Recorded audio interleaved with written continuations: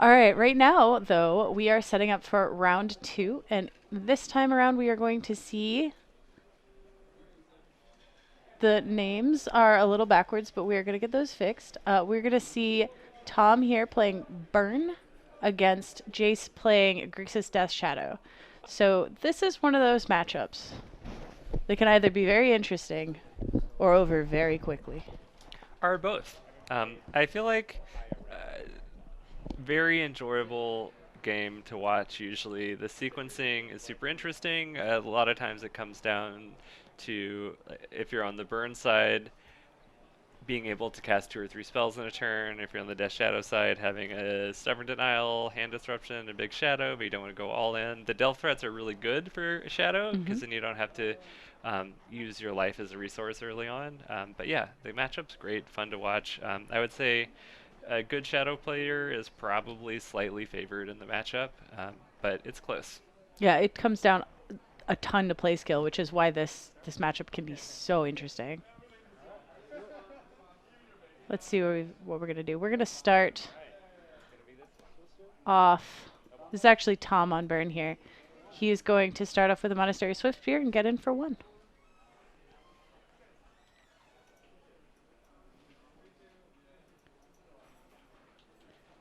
Jace having a look at one of those critical turn one GDS hands involving baubles and fetch lands. So we're going to bobble ourselves. Tom is going to bobble himself, and he's going to follow Cycle Street Wraith, pick up that card off the top.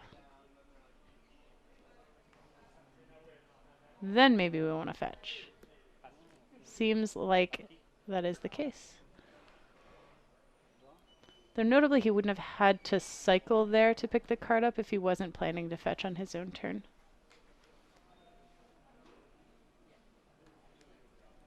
We've still got the names backwards. We now have the decks on the correct sides. We're getting there. We're getting there. We're It's suspending a suspending Rift a Bolt. Rift We're Yeah. watching some classic modern magic.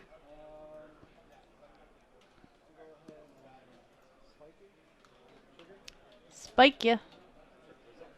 Still not quite used to that lava spike art yet. It's not the most obvious thing to me. Yeah. So Tom here just going for the face, not trying to save a lot for later.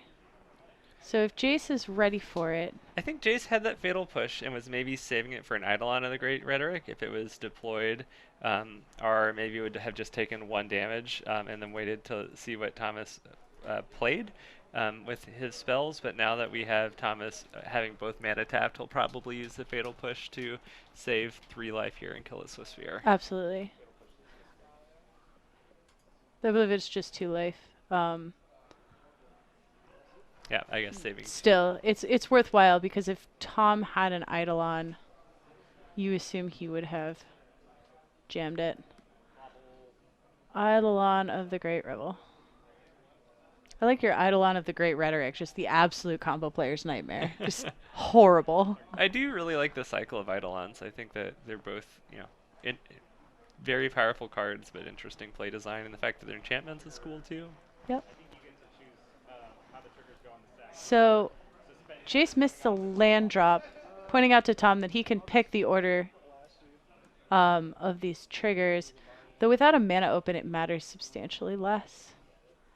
Were there a mana open, he could have, say, drawn a Stubborn Denial and forced Tom to pay an extra 1 for the Rift Bolt, but... Oh, here's the Eidolon. Gotcha. Yeah, because basically even if you push that, then you're in like any 2 burn spell range. Bolt, bolt. So here's a Death Shadow. This one's going to be a 5/5.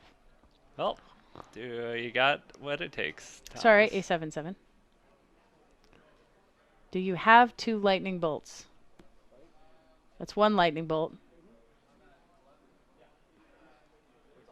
Tom down to 16.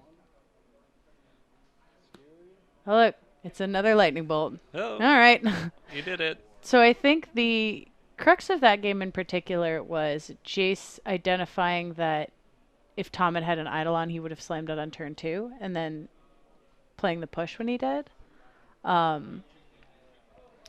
that was a interesting. I think that was the correct play to make. that is what I would have deduced from how Thomas's turn 2 played out, is that when you see the bobble Street Wraith fetch land, you know that your opponent is on Shadow, Yeah. and then I would have played Eidolon first.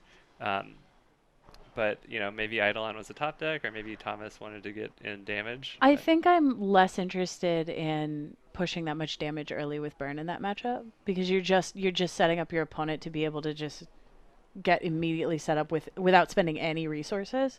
Um, Cycling the Street Wraith without cracking the fetch land was, I'm not sure what the thinking was I there. think there was a push on the top off of Bobble, and that was the only removal that was in hand. So True. But he was going to draw it off the bobble? yeah, but if you needed to use your mana on turn 1, yeah, it's Yeah. I remember which turn was which, but really these are very small edges, but they matter a lot in this matchup. You hard don't. hard sequencing. Oh, turn one with Shadow is incredibly complex. Yeah, Just draw an opening hand and think about it for a while. I recommend. Several years ago where I played in a PPTQ, and I was on the 5-color Shadow list before Gitaxian Probe got banned. Ooh. And I was in the finals, and I had known what everyone else was playing, but there was one player I didn't know what they were playing, and I was paired against them. And I turn 1, fetch, shocked, and thought seized, and then they showed the perfect curve out burn hand. And it was just oh no. Well, GG. This Shadow deck also one of the decks that I think gains the least from the London Mulligan rule, as it can be really difficult to decide whether to mulligan hands that have, like the last hand, 1 land, 1 Street Wraith, 1 Bobble. Yeah, your hand's on the top of your deck at that point. Yeah, I think that's a pretty accurate assessment of the London Mulligan. Yeah, usually I feel like the London Mulligan rule is going to the mulliganing isn't going to advantage the Thoughtseize deck. It's going to advantage the decks that are playing more synergistic cards. Absolutely. I think that, yeah, because there aren't critical cards, specific critical cards that GDS is mulliganing to.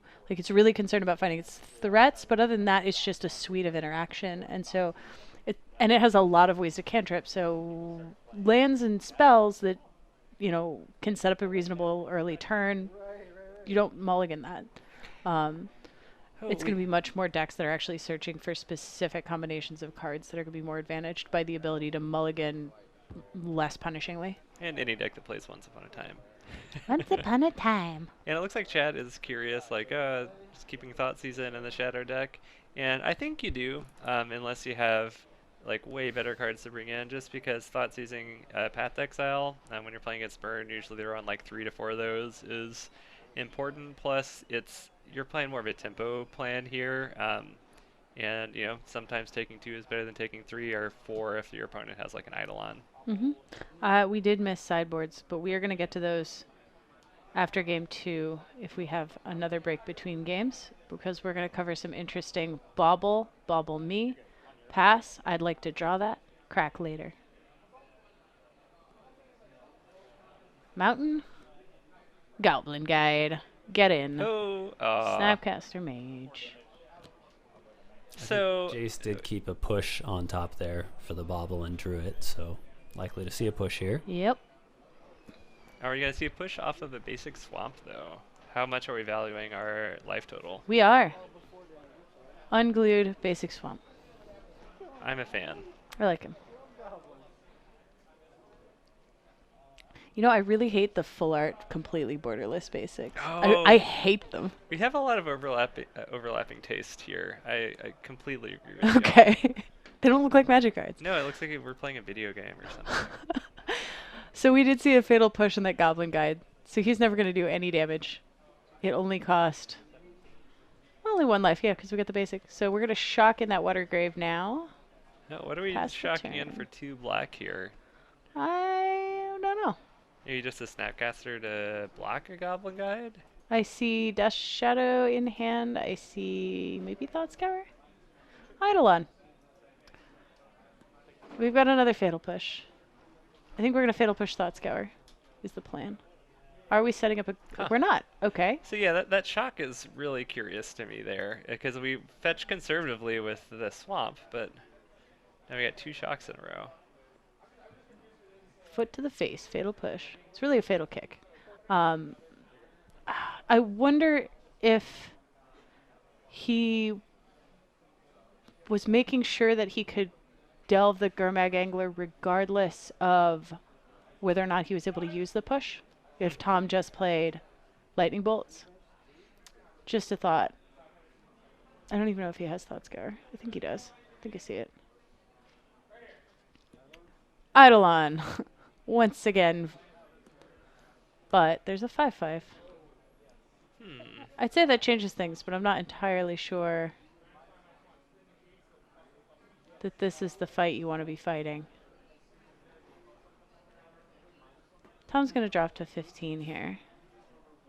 It's interesting. You could cast a shadow and then. Yep. Yep. Here he is. It's like, thanks, buddy. Shadow online. Okay, and if I'm Jace right at this point, I might not be casting any more spells. Yeah, I think you just hang out. If you're Jace here and Thomas attacks, are you willing to trade that shadow for the Eidolon? Yes. Yes. Now I am. Answer that. But assuming that hadn't happened, Oh, this is I gonna be an think I'm interesting in for dance. that. I think I'm in for that. Correct. I would have I would have traded. likewise. It just frees up so much of your interaction. Oh, wait. Also, you don't have to. Because that's... oh, no, that's a Watergrave. It's not a polluted delta. Yeah, we got 2 different arts. We have the original Ravnica, and we have the Gatecrash art for Watery Grave. Nice.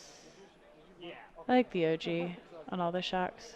Almost all the shocks. Yeah, Rob Alexander art tends to be my favorite land arts. Breeding Pool's kind of the worst in... Oh, well, maybe we have a Path to Exile here, or do we have a Lightning Helix or Boros Charm?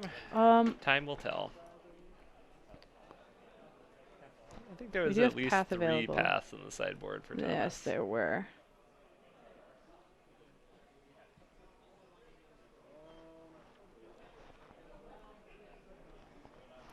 So the other option, notably in Tom's sideboard, and I don't know if he brought them in, is he is running Deflecting Palm. Which Gotcha. is a pretty good gotcha to Death Shadow. So we're going to Lightning, or Lava Spike here. Lava Spike resolves. Playing with fire here. Heh heh heh. I just want to see some combination of TBRs and deflecting palms, but we will see what happens. Oh. So Thomas debating a Boros charm here.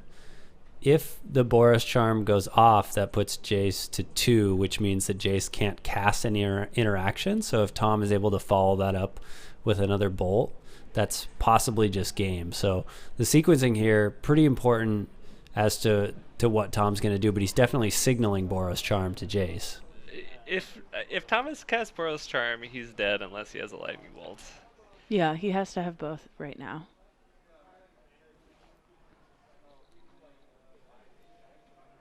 But it is a very good point that Stubborn Denial becomes not an option if the Boros Charm resolves. I do believe it's a Lava Spike is in Thomas's hand, but Okay. opts not to cast anything here. Interesting. But if you get Boros Charmed and you Stubborn Denial the Boros Charm, go to 4, you still survive. Either way, this is an attack for lethal? I think maybe we had some math wrong. We here have on some math Thomas's that's side. struggling. Because we're coming in with a 7/7 and a 5/5, even when the Eidolon blocks. Oh! Lethal indeed. So we're going to be going to game 3 here, and now we can take a look at some sideboard options. So Tom's options for burn here are 3 Smash to Smithereens, 3 Core Firewalker, 2 Deflecting Palm, 3 Path to Exile, and 4 Skullcrack. Oh, I do like the deflecting I do palm, too. and I like the path to exile. I feel Yeah. like, I'm not necessarily sure I like deflecting palm as a card in a sideboard in general, but if it is living in your sideboard, this is a matchup you Yeah. would want that. Oh yeah, that's gonna be an enormous burn spell in this matchup. All right, and for Jace, we've got 2 Disdainful Stroke, 2 Collective Brutalities, 1 Ceremonious Rejection, 1 Abrade, 1 Royal Scions, 1 Liliana of the Veil, 2 Damping Sphere, 2 Plague Engineer, and 3 Kolaghan's Command. Obviously, Collective Brutality is one of the best sideboard cards you can bring in against burn. Yeah, brutality is good, and I feel like Lily on the Veil, if you're on the play, is maybe decent. If you're on the draw, Little slow. maybe not. Um, but yeah, it's not a bad card. A lot of times it's going to be a soak up and attack or a burn spell type card. Yeah. I do like not in this matchup, but I like the Royal Scions as a sideboard card for this Yeah. deck. I think it's really strong. Obviously not here. It's just too slow here. So yeah, some simple sideboarding. Yeah, maybe I would like Shape imagine. 2 Thoughtseize put into Collective Brutalities. Absolutely, I would swap those. Or you, I might even shave Street Wraith over Thoughtseize. I could see an argument for both. Yeah, Thoughtseize may save you life. Street Wraith does not save you life. I think there's a good argument for just completely boarding all of them out. You're not like one of the Traverse Shadow decks that needs Delirium, so cycling a Street Wraith just doesn't get you anything here. Yeah, Street Wraith is going to be more of like, it's going to allow me to use my Mishra's Baubles for Pseudo Scry sometimes, or be like a combat trick, which is not really what you want to be doing in this matchup. You can't afford it against burn. Can we go back to the end of last game where it really felt like, and I thought I saw both a Boros Charm and a Lava Spike in Thomas's hand? Yeah, I think they both were in Thomas's hand. Yeah. Do we think what do we think was going through Thomas's head when they decided not to lead on Boros Charm and try and finish the game off with a Lava Spike there? I think what was going through his head is I'm at a higher life total than I actually am at. Maybe. I think there's just some miscommunication about life totals there. I imagine there was a question maybe if Jace had the Stubborn Denial for the Boros Charm, he goes to 4. He doesn't die to the Lava Spike, and then he swings. Yeah, lethal. That's true. Oh, but it was the Pain Land. Yeah. So it still doesn't matter. No, it doesn't. So it's not lethal if the Boros Charm gets countered. But I think you just have to go for it. Yeah, because otherwise you're dead. All right, we're back at it. We've got a Rift Bolt. We've got a Bobble Trigger. Jay seems to be all about effective and clear communication with triggers going on the stack here. Oh, was it Lightning Helix, not Boros Charm? I'm pretty sure it was the Boros Charm. Okay. But, who knows? We can rewatch the VOD later, Sure. and I'm sure both of these players are going to. Mm-hmm.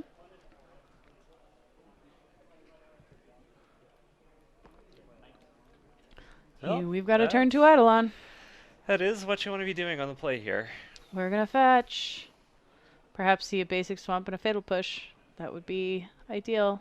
Ooh, tap Blood Crypt. So that's definitely signaling that Jace has some red cards, I would assume. Otherwise, you want to get Watery Grave. Yeah. Because it's always interesting the amount of lightning bolts that Death Shadow plays. I feel like it's pretty low right now. Yeah. We might be on like maybe 1 lightning bolt. Do you think he boarded in Kolaghan's Command? Ooh, I could see an argument for that if you're on the play but not on the draw. It's similar to Liliana of the Veil. Just those 3 mana spells are. I think I saw an Abrade in his hand. I think he may have boarded in. The Braid seems fine. Yeah, it's an expensive lightning bolt.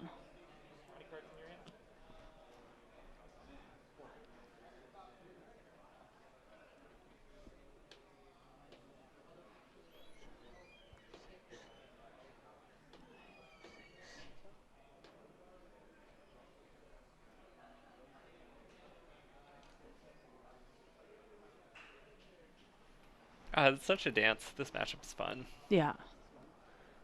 We're gonna suspend another Rift Bolt here. Get cooking. Decided not to use the braid. Interesting I choice. maybe if I had the I think I'd braid, fire that off. yeah, 'cause basically it says save 2 points. Yeah, he's, I think, trying to trap Tom into taking more damage. Skewer. 2 for me, 3 for you. Suspended Rift Bolt is kind of a really nice way for Tom to potentially avoid taking the damage off their own Eidolon if Jace is forced to deal with Eidolon in the meantime. That is possibly an argument for why he didn't fire off the Abrade when he did.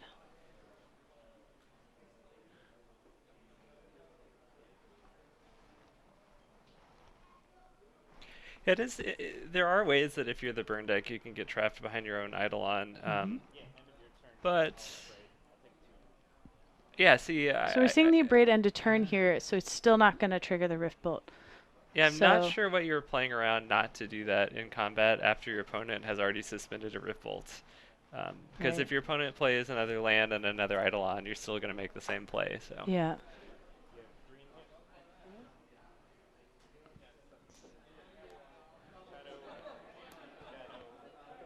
We're going to play 2 Death Shadows at 5/5.